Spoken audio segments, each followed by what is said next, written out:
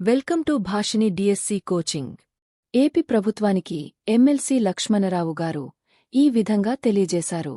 DSC notification కోసం లక్షలాది మంది అభ్యర్థులు ఆశగా ఎదురుచూస్తున్నారని తెలియజేశారు. విద్యాశాఖ మంత్రివర్యులు గౌరవనీయులు లోకేష్ గారు డిఎస్సికి సంబంధించి రోడ్డు మ్యాప్ ప్రకటించాలని తెలియజేశారు. దీనికి గల కారణాలను ఆయన తెలియజేస్తూ, ముఖ్యమంత్రి చంద్రబాబు గారు జూన్ 12వ తారీఖున డిఎస్సి నోటిఫికేషన్ కోసం 16,347 పోస్టులు భర్తీ చేయడానికి సంతకం చేశారని, నవంబర్ 6లోగా నోటిఫికేషన్ వస్తుందని తెలియజేశారని చెప్పారు. ఈలోగా ఎస్సీ వర్గీకరణ తెరమీదకు వచ్చిందని, ఎస్సీ వర్గీకరణ అయిన తర్వాత ఇస్తానన్నారని తెలియజేశారు.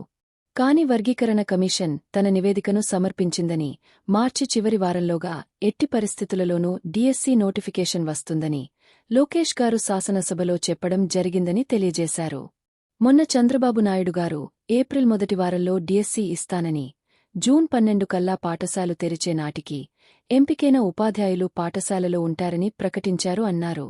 కాని ఇవన్నీ కూడా ఆచరణ సాధ్యంగా కనిపించడం లేదని ఆందోళన వ్యక్తం చేశారు.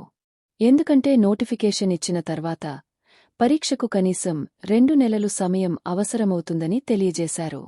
ఈ సందర్భంలో అభ్యర్థుల తరపున ఆయన తన నిర్ణయాన్ని తెలియజేస్తూ, వెంటనే డిఎస్సికి సంబంధించి ఒక రోడ్డు మ్యాప్ను, అంటే ఖచ్చితంగా నోటిఫికేషన్ ఎప్పుడు ఇస్తాము, పరీక్షలు ఎప్పుడు నిర్వహిస్తాం, ఎప్పటిలోగా ఫలితాలను ఇచ్చి ఉపాధ్యాయులను ఎంపిక చేస్తామనే విషయాలను తెలియజేసే రోడ్డు మ్యాప్ విడుదల చేయాలని తెలియజేశారు. ఈ రోడ్డు మ్యాప్ ఒక మార్గదర్శకంగా ఉంటుందని తెలియజేశారు. దీనివల్ల అభ్యర్థులు సంసిద్ధులు కావడానికి అవకాశముంటుందని, లేకపోతే వారు తీవ్ర ఆందోళన చెందుతారని తెలియజేశారు. ఈ మధ్య రకరకాల వార్తలు వస్తున్నాయని, పోస్టుల సంఖ్య విపరీతంగా తగ్గిపోతాయని, ఉపాధ్యాయుల పోస్టులు సరైన సంఖ్యలో లేవని, ఇలా అభ్యర్థులను ఆందోళన చెందించే వార్తలు వస్తున్నాయని, వాటన్నింటికీ పరిష్కార మార్గం ఖచ్చితంగా రోడ్డు మ్యాప్ అని తెలియజేస్తూ, త్వరలో ప్రభుత్వం స్పందించి రోడ్డు మ్యాప్ను విడుదల చేయాలని ఆయన కోరారు.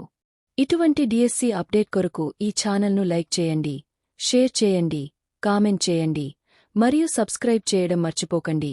Okay, thank you.